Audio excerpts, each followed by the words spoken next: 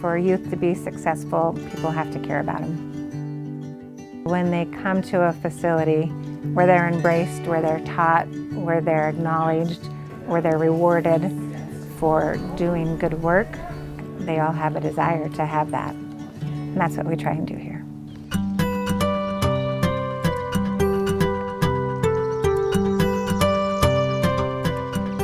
The Observation and Assessment Unit has a capacity of 24 juveniles. It's really different than programming. When we get a juvenile, sometimes we know nothing about that juvenile. It makes it very difficult for them to manage. The purpose is to really determine what a young person's needs are and what the appropriate placement would be, what the appropriate length of stay would be, and how to involve their family. We run them through a battery of tests. Not only are we looking at what their risks and needs are, but we're looking at the community partners to get them ready for reintegration back into the community. Staff have to be like detectives. They have to be on their toes all the time, paying attention and observing what the kids are doing so they can provide information so when the juvenile goes on, they have a better chance. We allow kids to be kids. We recognize they're going to make mistakes. And what we encourage them to understand is that they weren't born bad. They learn to be bad. And when they learn to be good, they have to practice it.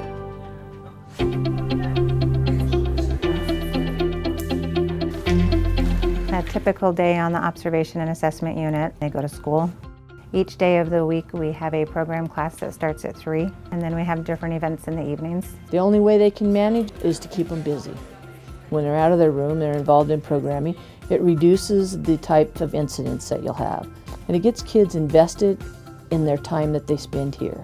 We take them out and we let them play flag football. We have a basketball court. Fresh air and exercise are wonderful for the kids. A tired kid is a good kid. Our Nampa Observation and Assessment Unit has been working on a facility improvement plan to reduce restraint and confinement within the facility. You can see youth doing lots of different things. Before this FIP was established, that was not so much the case. A lot of times they were in their rooms or on lockdown, so there's been quite a change there. We used to use restraint and confinement constantly. The youth would become assaultive or combative, and they weren't being stopped. It was a very bad place to work. You already have a stressful situation, and then you add a point to where staff were unhappy. The morale within the facility was poor. Staff were immediately using room confinement. That was their philosophy, that was their belief. They felt that it was better to put the youth into the rooms and be done with it. Staff wanted to do what was right. They didn't want juveniles hurting themselves, they didn't want them hurting others. And their belief was the only way you can make that happen is to restrain them. Restraining a juvenile is not teaching them anything. Every time you restrain a kid, you're taking responsibility away from them and putting it on you. Juveniles need to learn to have their own self-restraint. We sat back and we said, hey, what are these kids going to experience? What is our identity? We established our identity as a program preparedness instead of just observation and assessment. We started instituting a lot of curriculum. We also looked at why our youth weren't being successful. We tried to figure out what was driving their behaviors, and we found out that there was really no incentive to have success.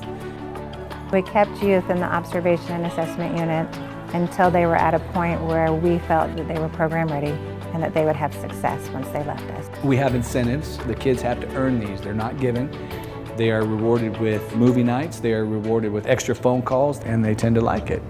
It took a long time for staff to understand that we weren't taking your tools away. We were trying to give you a new set of tools.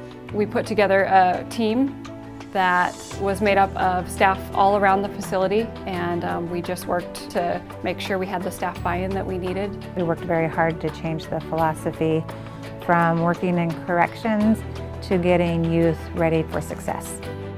There truly has been less restraints and less isolation as a result of this major culture shift. It's made a drastic improvement. PbS is proof of how our agency is doing. It's proof that our facilities are reducing restraint and confinement. It's proof that our kids are safe. I use PbS When I talk with legislators, when I talk with judges, PbS provides us the data to truly tell us how we are improving. The fact that they can feel the change in the culture within the facility makes people excited and makes people want to be part of the team. When people feel involved and become passionate about something, they want to be here, they want to be involved, and it's paid off. 3, 2, 1, jump! Winning this Barbara Allen Hagen Award has been just phenomenal. It has elated the staff. They're really starting to see the fruits of their labor. Winning the Barbara Allen Hagen Award, I believe, is a way of saying we finally arrived. We finally made it. It's been a long, hard journey all the way to get here, and it's been very difficult in the transition to working smarter and not harder. It's a big deal for us. I'm very proud of our staff and what they've been able to accomplish in just a few short years. Anything's possible here, our future's bright, and we know that our kids will see success as a result. When we get a call from a parent that says, "Thank you for giving me my child back," there's just something about that that keeps me ticking.